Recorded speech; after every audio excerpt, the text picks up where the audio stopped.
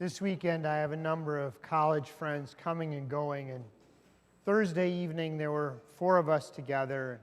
We were going to go out to eat, but 3 of us had a drink first. The other guy doesn't drink, so when we left to go, I told him, I said, "You drive, but you can drive my car."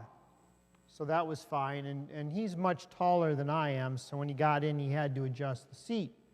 So we went to the restaurant, had a great meal, and when we're leaving, we come back out, and he goes to get in the car, and he says, "The seat's back where it started. Why is that?" And I said, the seat has a memory so that when, you change it, we get out, come back in, it goes back to where I had it set in the first place.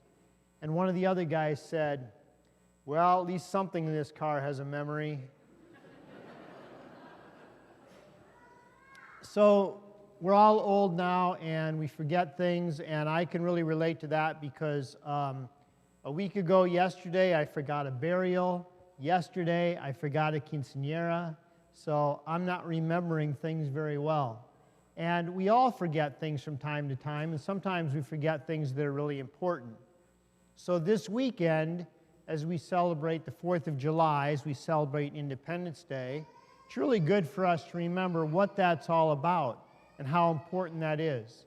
Because it's not just about having a picnic or a party or getting together with friends or family or shooting off fireworks. It's about remembering what our founding fathers did. That by the grace and inspiration of God, they not only fought a revolutionary war to break away from Britain, but they also set up a system of government which was unique at the time. Nobody else in the world had it. They didn't set up a government with a king or a queen. They didn't set up a government where a small group of wealthy people ran things.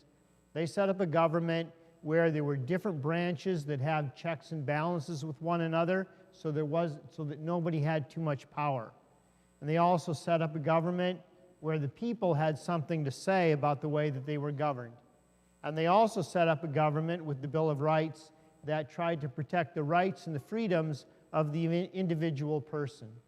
So that's something that was really out of the blue in those days. That was really something amazing.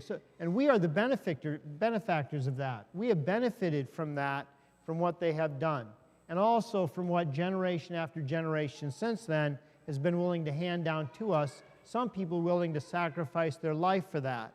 So we benefit from that, and we should be grateful for that. It's good for us to take time this weekend to remember that, to remember how fortunate we are.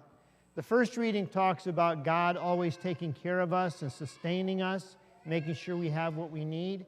But in this country, we have been given some very special gifts, and God has graced us with some very special benefits. And so it's good for us to remember those things, to rejoice and give thanks for those things, and to appreciate what we have, especially to appreciate the fact that we can worship in the way that we want to.